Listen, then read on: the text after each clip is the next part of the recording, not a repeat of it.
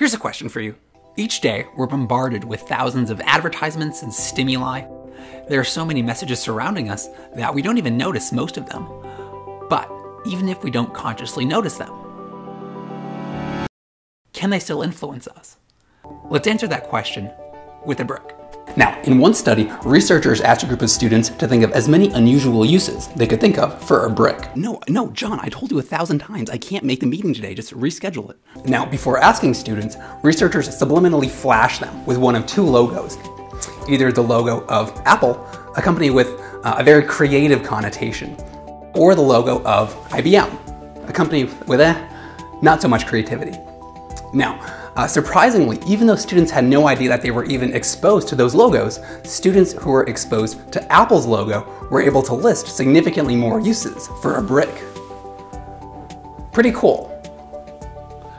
But what's even more interesting is why that effect occurs.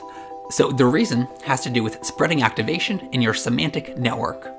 What? I'll explain. So your brain is comprised of a semantic network, a giant interconnected web of knowledge containing basically everything that you know. Every concept that you know is represented as a node in that network. And each concept shares connections with other concepts that are related or similar in some way.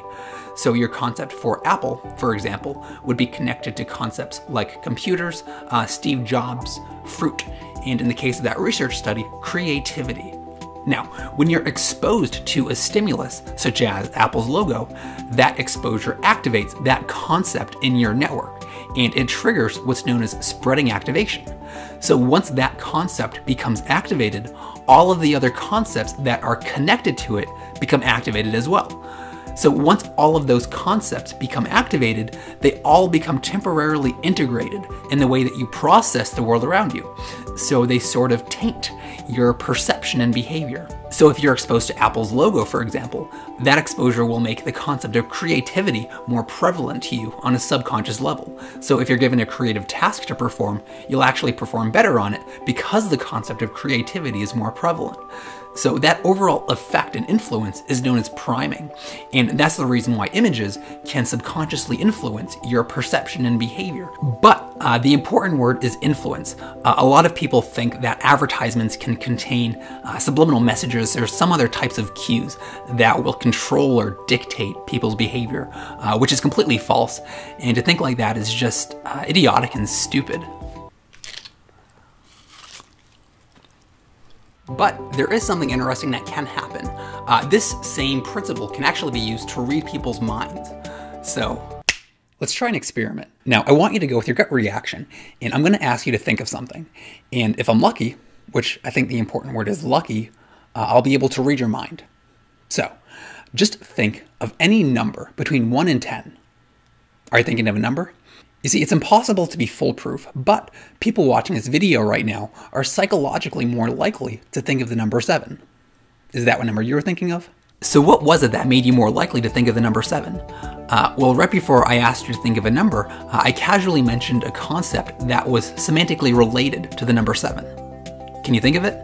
And the important word is lucky. So within our schema for the number 7, we usually associate the idea of luck. And because of that connection, mentioning the word luck triggers spreading activation toward the number 7.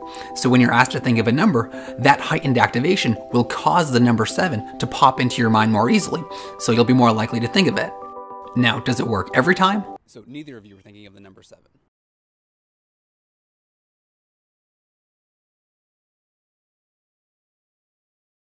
Fortunately, there is something that you can do to put the odds a little bit further in your favor. If you ever want to influence someone to think of a particular thought, instead of mentioning one related concept, you should mention a bunch of semantically related concepts. So by triggering multiple associations, you increase the strength of that spreading activation, and you increase the chances that the person will think of your target thought. You thinking of a word? 1 second. Yeah. Young? Yeah.